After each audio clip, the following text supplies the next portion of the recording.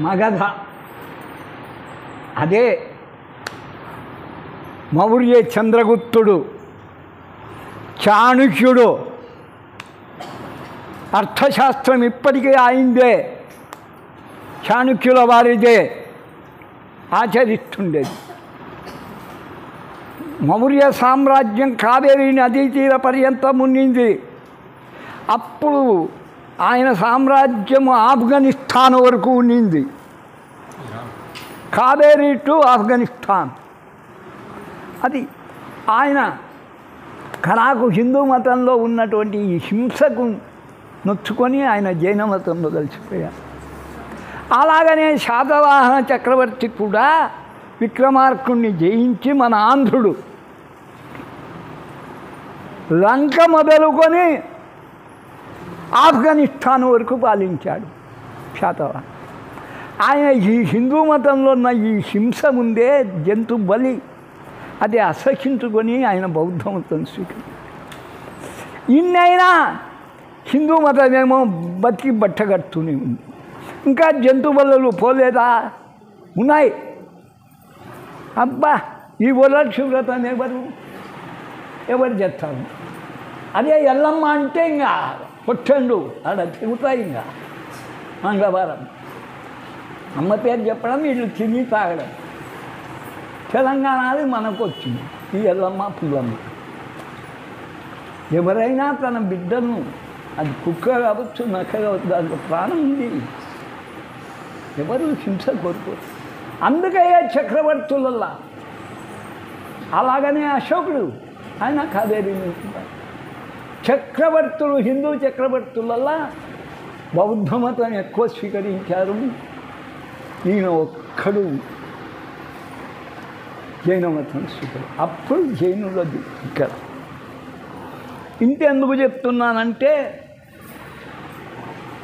అంబేద్కర్ ఏ ఉద్దేశ్యంతో అయితే మాలవాళ్ళు మాదిగవాళ్ళు ఇక్కడ అంటబడుతున్నారని రాజ్యాంగంలో ఈ రిజర్వేషన్ తెచ్చింది ఆ మహాత్ముడు. కానీ ఆయన హిందూ మతం ద్వేషించినంత మాత్రం చేత క్రైస్తవాన్ని తీసుకోలేదు. ఆయన ఏమై బౌద్ధ మతం స్వీకరించాడు. మరి ఈ అన్నలల్లా ఆయన వల్ల రిజర్వేషన్ అనుభవించేది మాలా మాదిగలే. కానీ వాళ్ళంతా క్రిస్టియన్. మరి అంబేద్కర్కి ఏమో పూజలు జరగాలి, మీరు జరగలేదనేది పార్టీని విమర్శించి, అంబేద్కర్ని నువ్వు పాటిస్తున్నావా? ఆయన పవిత్రమైన బౌద్ధ మతం స్వీకరించాడు, నువ్వు స్వీకరించావా? హిందూ మతం నచ్చకుంటే అలా నాడెక్కడో పుట్టిన వాడిని కొలుస్తాడు. ముస్లింల గురించి నేను చెప్పను. మన దేశంలో మా బాచేపల్లె ఉంది, ఘంటాబద్ధంగా చెప్తాను. ఒక్కడు హరిజనుడు మారలేదు. అహోబల నరసింహస్వామికి మా ఊరి ప్రెసిడెంట్ హరిజనుడు. చలిపందిళ్ళు వేస్తాడు 70 ఊళ్ళల్లో. ధ్వజ ప్రతిష్ఠ అంటే సంచులు ఒడ్లు పోస్తాడు. మన హిందువులన్న ఓ శాలకి అబ్బా ఎడ్లు. మా ఊళ్ళో ఇంకా బతికి ఉంది. అందుకే ఏది ఏమైనా మగధ దేశం అంటూనే అశోకుడు గుర్తుకు రావాలి. మగధ దేశం అంటూనే మౌర్య చంద్రగుప్తుడు గుర్తుకు రావాలి. అశోకుడికి మూల పురుషుడు. అక్కడ పాలిస్తున్న రాజులు నవనందులు ప్రతిష్ఠించారు. నందరాజులు. ఆ నందరాజులు గర్వంతో అతిశయిస్తే, కౌటిల్యుడిని చాణక్యుని బ్రాహ్మణ్ణి అవమానిస్తే జుట్టు ముడేసుకొని మీ వంశం నాశనం చేసేంతవరకు వచ్చి నందులు పరిగెత్తుకుంటూ వస్తే నందవరం ఆశ్రయించింది. వాళ్ళ అమ్మని తెచ్చుకున్నారు. అది నందరాజుల కోట నందవరం. మహానందులు వాళ్ళే తరిమి కొట్టారు అక్కడ. చాణక్యుడు యుద్ధనీతి. చాణక్యుడు చేసిన గొప్పతనం ఎందుకంటే అన్ని కులాల వారిని రాజును చేశాడు. క్షత్రియులు ఏ రోజైనా కండ్లు నెత్తికెక్కుతాయి. మంగళోడిని తాగలోడిని చెట్లను అందరినీ అప్పుడే గుప్త సామ్రాజ్యం వైశ్యుడు అందరినీ రాజు చేయగలిగినాడు. అన్ని కులాల వారికి రాజార్హత కల్పించాడు చాణక్యుడు. మరి ఎవరు అనుకుంటున్నారు ఇప్పుడు? భారతదేశంలో ఆంధ్రప్రదేశ్ ఒకటి గుడ్డిదింది. ఒక్క బాపనోడు ఎమ్మెల్యే లేడు. ఇంకా కౌటిల్యుని కథ దేవునికి ఎరక. సరే, మగధ దేశం ఉండింది నాయన. మగధ దేశం ఇద్దరు చక్రవర్తులను అశోకుడిని అని చెప్పాను. మగధ దేశము జరాసంధుడుని ఒకడు రాక్షసుడు పరిపాలించాడు. కృష్ణుని వైరం. వాని కొడుకే కంసుడు మధురకు రాజు. ఆయన వాడికే పోయేది, మధుర మీద దాడి చేసేది. 18 సార్లు వాడు దాడి చేస్తే కృష్ణుడు ఇంక ఉండలేక మేనమామని చంపాడు. కంసుడు చచ్చినాక ఈయన రాజ్యం చేపట్టినాక 18 దండయాత్రలు. అప్పుడు ద్వారక చేరుకొని అక్కడ తలదాల్చుకొని పాండవులను ఆశ్రయించి భీముని ద్వారా జరాసంధుని చంపించాడు. దుర్మార్గులు వెలిసినది అదే. ఏదది? మగధ, పాట్నా. అప్పుడు రాజధాని ఏది? పాటలీపుత్రము అనేవారు. పాట్నా బీహార్. ఇప్పుడు అంత దుర్మార్గంగా తయారైంది. ఇప్పుడు వాళ్ళు పోయినారు, అశోకుడు వాళ్ళు. అక్కడనే బుద్ధుడు పుట్టింది. బుద్ధుంది లేదు, అశోకుంది లేదు, మౌర్యుంది లేదు. హింస, దొంగతనాలు జరుగుతున్నాయంటే బీహార్ రోడ్డు చెప్తుంది. అక్కడే బుద్ధగయ. సరే, కాలం ఇట్లా వైపరీత్యం. మగధ దేశంలో ఇంత మీకు చారిత్రకంగా అందించాను. ఏం సార్, మీ కొరకు కుండిన నగరం అనే ఒక పట్టణం ఉంది. హరిశ్చంద్ర నలోరాజా సడైతే చక్రవర్తి నలుడి యొక్క భార్య దమయంతి. ఆమెది కుండిన నగరం. భీముడు వాళ్ళ తండ్రి. అంటే దమయంతి యొక్క జన్మస్థలం కుండిన నగరం. అది బంగారు ప్రాకారాలతో, బంగారు గోడలతో, ఇండ్లతో కూడి ఉండేది. ఆ పట్టణంలో చారుమతి అనే ఒక బ్రాహ్మణ స్త్రీ గలదు. గుర్తుపెట్టుకోండి. కుండిన నగరం. దమయంతి లాంటి మహాపతివ్రత లేరు. నలుని యొక్క చక్రవర్తుల్లో ఒకటి. అటువంటి దమయంతి పుట్టిన ప్రదేశం ఆ కుండిన నగరంలో చారుమతి. ఇప్పుడు వాళ్ళకు బ్రాహ్మణ స్థానం ఇచ్చాను. మా బాపనాడు లేడు. మధుమతి భాస్కర వచ్చింటే అక్కడ కూర్చోబెట్టింది. మీకు ఇష్టం వాళ్ళు కాలబడ్డా.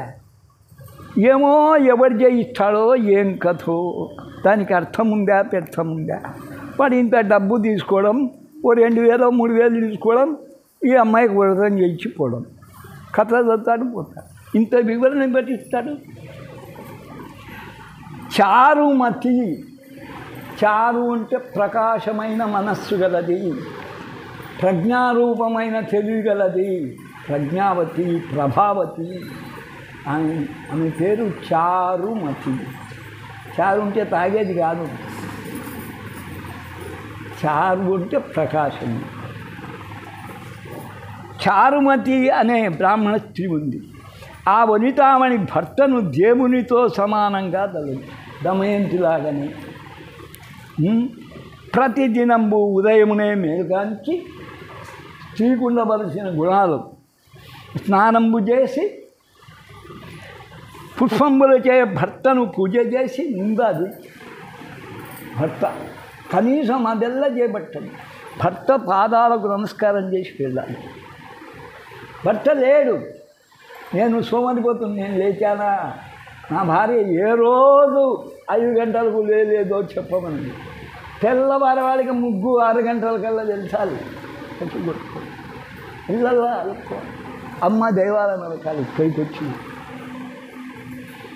భర్తను పూజ చేసి అత్తమామలకు అనేక విధములైన ఉపచారం వాళ్ళు ముసలోళ్ళు అయింటారు, వాళ్ళు అయ్యికే లేచి కూర్చుంటారు, వాళ్ళకు ఉదయారాలు చేయాలి. మామ మొహంగడు కాఫీ తయారయ్యింది అని చేసి ఇంటి పనులను చేసుకొని మితముగా ప్రియముగాను భాషించుకుంటుంది. ఆమె ఎక్కువ మాట్లాడదు, మితంగా మృదువుగా మధురంగా సత్యవచనాలు మాత్రమే మాట్లాడేది. గలగల వాగినామో కొన్ని అబద్ధాలు దొరుకుతాయి. మితభాషి ఎప్పుడు సత్యాన్ని మీరడు. ఇప్పుడు ఆ మహాపతివ్రత యందు వరలక్ష్మికి అనుగ్రహం కలిగింది. ఆమె సుగుణాలు చూసి ఆ మహాలక్ష్మికే అనుగ్రహం కలిగింది. ఒకనాడు స్వప్నంబున ప్రసన్నమైంది, కలలో సాక్షాత్కరించింది. ఓ చారుమతి, నేను వరలక్ష్మీదేవిని, నా పేరు వరలక్ష్మి అంటారు. నీ యందు నాకు అనుగ్రహం కలిగి ప్రత్యక్షమవుతున్నాను స్వప్నంలో. శ్రావణ శుక్ల పౌర్ణమికి ముందుగా వచ్చేది ఎన్నిసార్లు చెప్తాడో చూడు. ముందుగా వచ్చేది శుక్రవారం నన్ను పూజించినా నీవు కోరిన వరమల్లా ఇచ్చేదా. వరలక్ష్మి అంటే వర అంటే శ్రేష్టమైన లక్ష్మి అని ఒకటి, వరవరద కోరుకున్న వరాలల్లా ఇచ్చినటువంటి ఆయన వరవరద గణపతి కూడా. అన్నీ కాదు లేదు అనకుండా ఇచ్చేదాన్ని అని వచ్చించిన నువ్వే కోరుకుంటావో కోరుకో. ఆ స్వప్నంలో వెలబడిన వరలక్ష్మీదేవికి ప్రదర్శన చేసింది అమ్మ చారుమతి. నమస్కారం చేసి నమస్తే సర్వలోకానాం ఒక్క శ్లోకం చెప్పుకుంది. జగన్యై పుణ్యమూర్తియే శరణ్యే త్రిజగద్వందే విష్ణు వక్షస్థలాలయే అని స్తోత్రం చేసింది. ఓ జగజ్జనని, నీ కటాక్షము కలిగనేని జనులు ధన్యులగుదురు కదా. విద్వాంసులుగాను సకల సంపన్నులుగాను అయ్యి లక్ష్మి ఉన్న చోట విద్య ఉండదు అనడం అబద్ధం. విజయవాడ ఊపల నుంచి చాలా ధనవంతుడు, విద్య బాగుంది. సూరత్ ప్రతాపరెడ్డి ధనవంతుడు, విద్య సంపూర్ణం కదా. ఇంకా మా బ్రాహ్మణులు శంకరమఠం ఉంది, వెళ్ళ మా వంశీయుడు అయ్యవారిపల్లె గద్వాలకు ఆస్థానకు ఆయన శంకరమఠం కట్టించాడు, వేద పాఠశాల పెట్టాడు, కోట ఆంజనేయ స్వామిని నిర్మించాడు. అక్కడ అమ్మవారిని నియమించాడు. అక్కడనే ఉంది. మొన్న వచ్చినాడు పూజారి, మనం చేసి వచ్చినాం. ఎవరు అమ్మవారు? కాళమ్మ. 150 మందిని ఆదరించారు నాగరాజు. అటువంటి మరి జ్ఞానం ఇస్తుంది అమ్మ లక్ష్మి. నేను జన్మాంతరము చేసిన పుణ్య విశేషమున మీ పారదర్శంబు నాకు కలిగినదని చెప్పి నా అమ్మా, నేను జన్మల్లో పూర్వం చేసుకున్న పుణ్యంతో నాకు స్వప్నంలో నువ్వు సాక్షాత్కరించావు, నేను ధన్యురాలనమ్మా అని చెప్పి మీ వరలక్ష్మి ఆ మాటలు సంతోషం చెంది చారుమతికి అనేక వరములు ఇచ్చి ముందుగానే అంతర్ధానం ఉందా. చారుమతి తక్షణమే నిద్ర మేల్కొంది. తెల్లవారుజామున వచ్చింది కళ. మేలుకొని ఇంటికి 4 ప్రక్కలా చూసింది. పై పాకి తెచ్చి వరలక్ష్మీదేవిని కానక అది స్వప్నం. ఓహో, మనం కలగంటిమని స్వప్న వృత్తాంతము భర్తకు చెప్పింది లేదు. మామగారికి మొదలైన వాండ్రతో చెప్పగా వారు స్వప్నములు మిగుల ఉత్తమమైనదని శ్రావణ మాసం వచ్చిన తోడనే వరలక్ష్మి వ్రతంబు ఆవశ్యకంగా చేయవలసింది. సరే అమ్మా, అమ్మ నీ కళలో కనిపింది, అది యథార్థం, అది తెల్లవర్ధం. శ్రావణ మాసం రాని ఆమె చెప్పినట్టు పుణ్యముకు ముందు వారం చేస్తాం.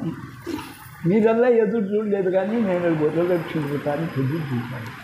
చూడండి, మీరు ఎంతమందికి ఎదురుతున్నారు? తోరాలు తెచ్చుకోమంటే తెచ్చుకోవాలి. ఎవరో నేను ఇక్కడ దారాలు ఎత్తే తోరాలు కట్టుకుంటే ఆ తోరాలు లేని వాళ్ళని కూడా తీసుకొని పోయినాను. నా శాపానికి గురి అయినా. చేతుల్లో అది పామై గడుస్తుంది రాత్రికల్లా. మీరే అమ్మా ద్రోహం చేసినామని. ఉత్తమమైన శ్రావణమాసం వచ్చింది. రావడంతోనే వరలక్ష్మీ వ్రతం అవశ్యము చేయబలని చెప్పింది. చారుమతి స్వప్నమున విన్న స్త్రీలు ఇరుపరుగు వారికి చెప్పుకుంటారు. అది స్త్రీల మనస్సులో నానవు. సత్యవచనుండైన నా మనస్సులో నానదు. ఉన్నది ఉన్నట్టు చెప్తా. నాకేం తల తీయరు. శ్రావణ మాసంను ఎప్పుడు వచ్చునా అని ఎదురు చూస్తున్నారు. ఎట్లుండగా అది భాగ్యోదయం మొదలు శ్రావణ మాస పూర్ణిమకు ముందు వచ్చే శుక్రవారం రానే వచ్చింది. అందు చారుమతి మొదలగు స్త్రీలందరూ ఈ దినంబే కదా వరలక్ష్మి చెప్పింది. దినంబని ఉదయంబునే మేల్కాంచారు. ఆ కుండిన నగరం అంతా ఆబాలగోపాలం, కుల విచక్షణ లేకుండా బ్రాహ్మణులు, వైశ్యులు, శూద్రులు అందరూ మేల్కాంచి స్నానంబు చేసి వాళ్ళకున్నమైనటువంటి చిత్ర వస్త్రములు కట్టుకొని చారుమతీదేవి గృహమున ఒక ప్రదేశమునందు పోయినారు. గోయమయంబు చే అలికి మంటపం ఏర్పరిచి మీ దగ్గర కూడా వచ్చారు. పాపం వచ్చి అలికినారు. నిన్ను అలికినారమ్మా, ముగ్గురు వేసినారు, పవిత్రం చేసినారు. నీకెవరికన్నా ఉందా? ఈరోజు ఎందరు? ముగ్గురేనా? నలుగురా? నలుగురు. అంతా మా లక్ష్మి సాక్ష్యం. చాలే 4 వేదాలు వచ్చినాయి. అలికి మంటపం ఏర్పరిచి అందొక ఆసనంబు వహించి మా వానికి ఫలితం దక్కింది. దానిపై కొత్త బియ్యం పోయాలి.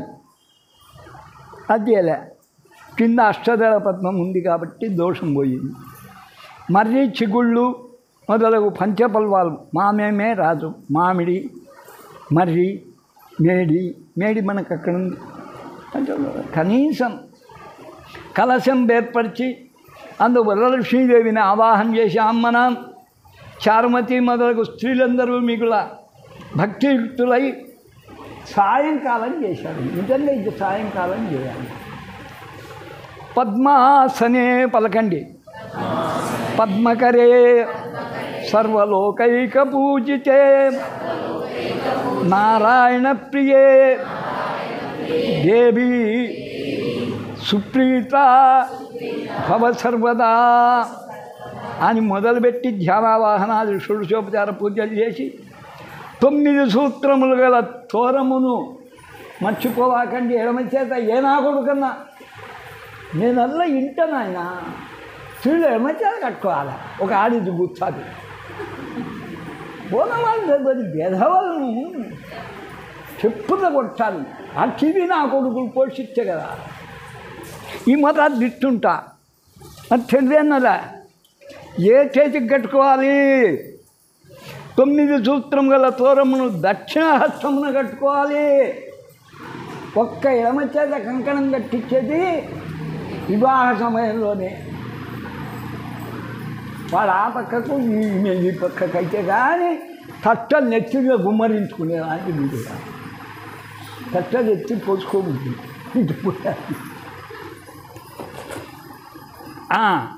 హస్తమున కట్టుకొని వరలక్ష్మీదేవికి నానావిధ భక్ష్యభోజ్యములు నివేదనం చేసి చాలా ఉన్నవాళ్ళు 21 గంటలు చేస్తారు. ప్రదక్షిణము చేసివి. ఇట్లొక ప్రదక్షిణ చేస్తూనే ఏం జరిగింది? పూజ అయిపోయింది. చేయగా ఆ స్త్రీలే అందరికీ కాళ్ళ యందు గల్లు గల్లుమని శబ్దాలు వచ్చాయి. పాపం బీదవాళ్ళు కూడా ఉన్నారు. కుంటున్నారు. ఓ ప్రదక్షిణ చేసానికే కాళ్ళు గలగలమనుకున్నారు. అంటే గజ్జలు వచ్చేసినారు. ముందు అమ్మ చూడండి, అంతకాలం చూసుకొని గజ్జలు మొదలు ఆభరణాలు, కడియాలు, మెట్టెలు అదెల్లా వచ్చేసినాయి. కలిగి ఉండ చారుమతి మొదలు స్త్రీలతో అందరూ ఓహో వరలక్ష్మి కటాక్షం ఎంత గొప్పది ఆమె దయ అనుకుని పరమానందం పొందిరి. మరి యొక్క ప్రదక్షిణము చేయగా హస్తములందు దగద్ధగాయమానంగా మెరయుచుండు నవరత్న ఖచ్చితమైన ఆభరణాలు కలిగింది. ఇంకో ప్రదక్షిణ అయిపోయా, కంకణాలు వచ్చినాయి, కేయురాలు వచ్చాయి, దగద్ధగంది. ఇంకా చెప్పనేలా మూడవ ప్రదక్షిణ గావించినతోనే ఆ స్త్రీలు సర్వాభరణ భూషితులవి. మూడేరా ప్రదక్షిణం. గార్జనా కొడుకులారంటే మగనా కొడుకులా అమ్మకు తిరిగితే ఉద్యోగాలు వస్తాయి. పటపట మనం వీడుంటాం, నా కొడుకులు తిరుగుతుంటాం. 3 కన్నా తిరగబుడుదురా అని చెప్తాం. ఆడవాళ్ళకంతే. మా తిక్క శివమ్మ లేదు అనేది. అమ్మ ఆ శివమ్మ బదులు ఆ గిన్నెలు కడిగిరా, తిక్కది శివమ్మ. సరే, సర్వాభరణ భూషితులు అయినారు. చారుమతి మొదలగు స్త్రీల గృహములు అక్కడ ఇంటి పక్క వాళ్ళు రథ గజ తురగ వాహనాలతో నిండి ఉన్నాయి. ఆ బజారల్లా రథాలు, ఏనుగలు, తురగములు, గుర్రాలు, ఒంటెలు, వాళ్ళని ఇష్టపడే వాహనాలల్లా. ఇప్పుడు మోటార్ బైకులు, కార్లు, సైకిళ్ళు తొక్కే నా కొడుకులు లేదులే. ఒక్కొక్క కొంపకు 3 కార్లు. వాడు వండుకునే దానికి ఉండదు. వాడు వచ్చే 6 అడుగులే వాడికి హక్కు. వాడు 3 కార్లు కొంపకు. కొంపేమో చెంటుంబావు, వానికి 3 కార్లు. ఇవి వాహనాలు, మోటార్ బైకులు అంతా. వీధెల్లా అక్కడ ఇక్కడ కొంపలో పెట్టుకోవడానికి లక్షణంగా ఇంత ఇచ్చి పార్కింగ్ పెట్టుకో. చూడండి ఎట్లుంది. వాహనాలతో నిండిపోయింది రోడ్డల్లా అంతా. ఆ స్త్రీలను దొరుకొని గృహమునకు పోవుటకు వారి వారి ఇండ్ల నుండి గుర్రాలు వచ్చాయి, వచ్చాయి, ఇండ్ల నుంచి రథాలు వచ్చాయి, బండ్లు వచ్చాయి. వరలక్ష్మీదేవిని పూజించి స్థలమునకు వచ్చి నిలిచి ఉన్నాయి. అమ్మారా వాళ్ళు ఒక్కొక్కరికి తెలిసిన వాళ్ళు ఉంటారు, సేవకులు ఉంటారు. వాళ్ళంతా రథం వచ్చిందిరా అమ్మ అని, మన గుర్రం వచ్చిందని వాహనాలు ఎవరు వరకు నిలిచి ఉండేది. పిదాప చారుమతి మొదలగు స్త్రీలందరూ తమ కల్పోక్త ప్రకారం పూజ చేయించిన బ్రాహ్మణోత్తముని గంధ పుష్పాదులతో పూజించి, ఇది నేను ఒప్పను, పూజ చేసి 12 కుడుములు వాయిదాలం ఇచ్చి, మీరంతా 12 కుడుములు కాదు కదా, 3 పోగుల దారాలు తెచ్చుకోలే. మీరు గురువుకి కాదు ఇచ్చేది. అందుకే నేను పుచ్చుకునేది మానుకున్నా.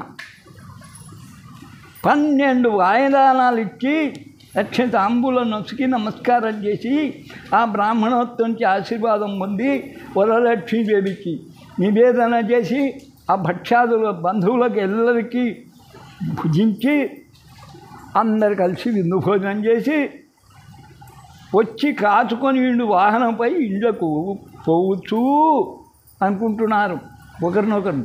ఓహో, చారుమతీదేవి భాగ్యమేమని మేము పొగడగలం.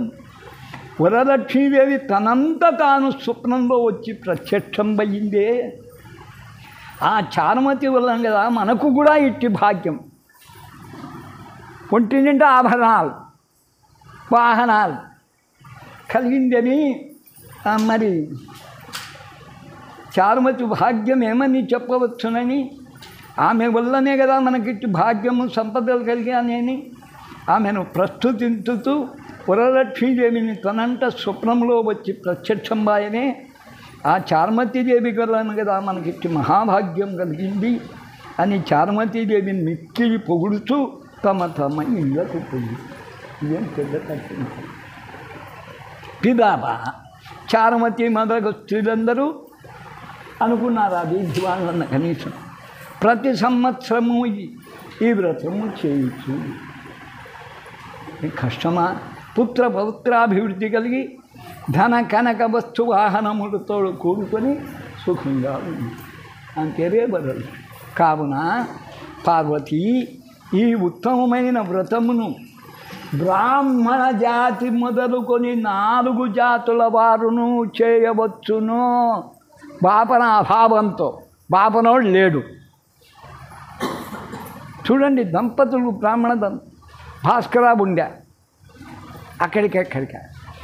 మాధవ మొగుడు పనికి మాలినోడు, దేశం అంతా తిరుగుతుంటాడు. మనకి ఒక రాష్ట్రం వల్ల ఇప్పించింటి గుర్తుందా? హెడ్ ఒక కంపెనీలో 2 లక్షల జీతం ఇప్పించి భార్యతో వచ్చి వ్రతం చేయొచ్చు కదా. ఆ పిల్లది కూడా మొగుంతో లేకుంటే వ్రతం ఏమెక్కుతుందని చేస్తుంది. ఎందుకు చేయాలి? ఈడ చేసుకుంటే చాలదా?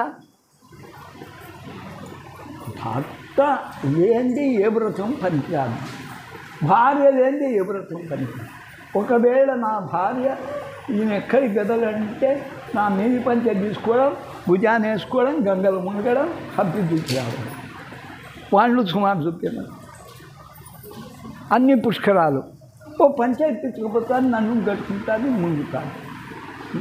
నా భార్యతో పాటు నేను చేసింది గంగా స్నానం, కాశీ గయా ప్రయాణం. పాపం కామెతో నేనేమి రోజుల్లో పుష్కరాలు చూసాం. బీచ్ వెళ్ళి పుష్కరాలు 4-5 చూసాం. సరే, కలిగి సుఖంబుగా అందరూ. మరి అట్టనర్చిన వారు సౌభాగ్యములకి సుఖం. ఈ కంధం వినువారలకు, చదువువారలకు వరలక్ష్మీ ప్రసాదం వలన సర్వకార్యములు సిద్ధించు. అయిపోయింది. మీరు ఇప్పటికీ కథ కూడా విన్నాం. నైవేద్యం ఏదైనా మీరు తెచ్చి ఉంటే పెట్టండి నాయన. ఏంది కేసరి నువ్వు చేసినవా? అక్కడ పెట్టు, ఇక్కడే తెచ్చి ఇక్కడ పెట్టు, ఇక్కడనే పెట్టు. ఈ అమ్మకు ఇది తెచ్చి అక్కడ పెట్టా.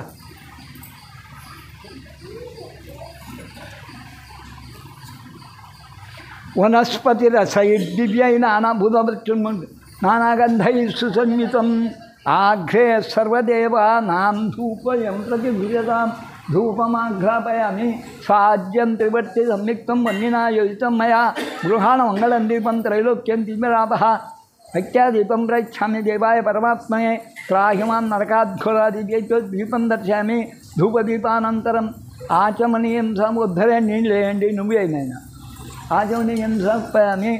ఓం భూర్భువస్సువః అద నైవేద్యం తత్సదిరణ్యం భర్గో దేవస్య ధీమహి ధియో యో నః ప్రచోదయాత్ సత్యం తృత్యం వర్షించామి అమృతమస్తు అమృతోపస్థమితి స్వాహ. శ్రీ వరలక్ష్మీ మహాదేవి జై నమః. మొగుడు కూడా ఇక్కడ పొందా, మొగుడే కావాలి. నేను ఆడికి ఒక్కటి చేసుకో, అంతే కదా. సారమతి మొగుడు ఇక్కడ ఉన్నాడా?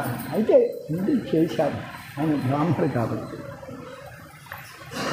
లక్ష్మీనారాయణే దూరం పోయినాడు, నువ్వే పూజలన్నీ నాకు వాళ్ళకి ఇచ్చేదాన్ని నువ్వు, లోకమాతము నువ్వు, సమస్త సంపద నీకు నా దగ్గర ఏముంది? దామోదరు ఒక తులసిమాల ఉంది, పెరికిస్తే తులసిమాల. కానీ ఆ తులసి దళనే కదా మహావిష్ణువును చూతగలిగింది. సత్యభావ అహంకారమైన వచ్చింది. తులసి చాలా గొప్పది. ఇప్పుడు కూడా చెప్తున్నాను, ఇప్పుడు ఈ క్రానిక్ జ్వరాలు వస్తున్నాయి, మీరు చెక్ చేయించుకోండి. ఊపిరితిత్తుల్లో తప్పక ఎవరికైతే చెమ్మ ఉంటుందో వారికి అప్పుడప్పుడు జ్వరాలు వచ్చేది కాదు. నా పక్కన మా సార్ పండుకుంటే బురక తీసి నిద్ర పోతాడు. అయ్యా ఊపిరితిత్తుల్లో చెమ్మ, నా మనవనికి ఊపిరితిత్తుల్లో వైద్యం చెప్తా. మిరియాలు ఉప్పు దగ్గర పెట్టుకొని వేసుకుంటుంది. తొలిశాకు రసం, తొలిశాకులు దినం ఒక 5 దళాలు 40 రోజులు సేవిస్తే ఊపిరితిత్తుల్లో చెమ్మ కాదు కదా డ్రై అయిపోతుంది శరీరం అంతా. కళ్ళు శుద్ధిపడతాయి, చెవులు శుద్ధిపడతాయి, ఎక్కడ నీరు అక్కడ లాగేస్తుంది. ముసలోనికి చెవులు కళ్ళు ఎఫెక్ట్ వస్తాయి. నాకు చెవుడు రాకపోయినా కళ్ళు కొంచెం దెబ్బతి వెళ్ళ పోగొట్టే తలసి ఓపిక ఎవరికి శివన్న సార్కి ఎన్నోసార్లు ఈ ఎంగల పేసితో కావు మళ్ళీ రిపీట్ అవుతాయి. సాంబశివారెడ్డి భార్య బిడ్డ, రెండో బిడ్డ మొగుడికి వాంతులు దినం 5-6, ల్యాంటాప్ చూసిన ఇంగ్లీషు, అజీర్ణ వాయువుకి చూసిన ఇంకోటి ఏది నాయన విషాన్ని డెరోలాక్ పెట్టాను. బాగా చేసింది 20 రోజులు. మళ్ళీ 2 నెలలు బాగుంది, మళ్ళీ వాంతులు అయిపోయాను. ఇంకా అమ్మ దగ్గరికే వచ్చి వరపడతామన్నారు. సాయంత్రం వస్తారు. రెండో పాపకి పెళ్లి చూసి చదువుతారు. ఖాయమైంది. మరి పెద్ద బిడ్డకు 10 ఏళ్లకు కొడుకు పుట్టాడు. వస్తారు. ఓ వారం ఉంటే అందరూ వస్తారు.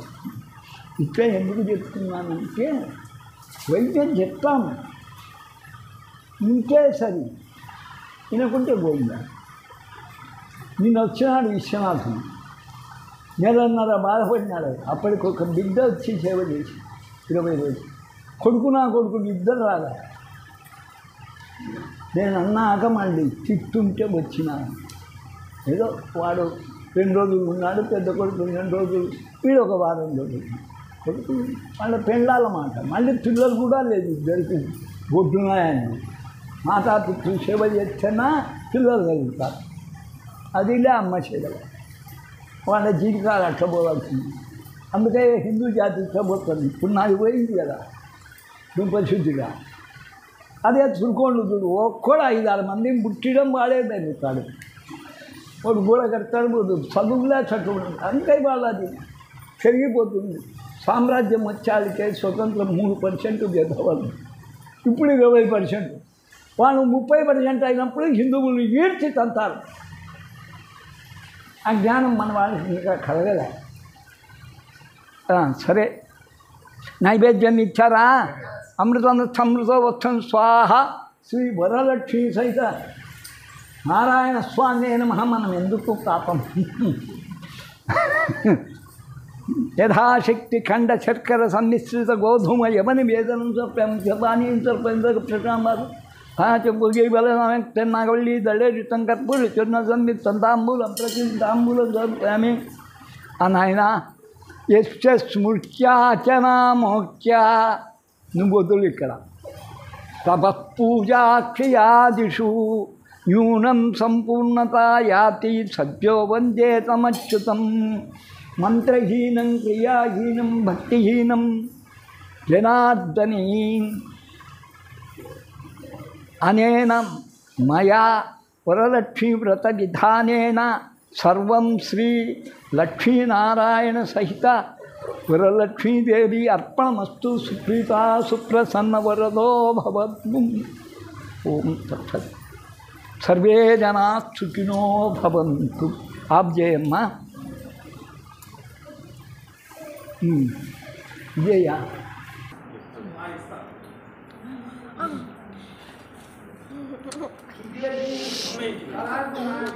వాడుకొని మొదలుకొని అక్కడ జరుగుతుంది. అదే లోపలిది అక్కడ చూడండి, చూస్తుంది.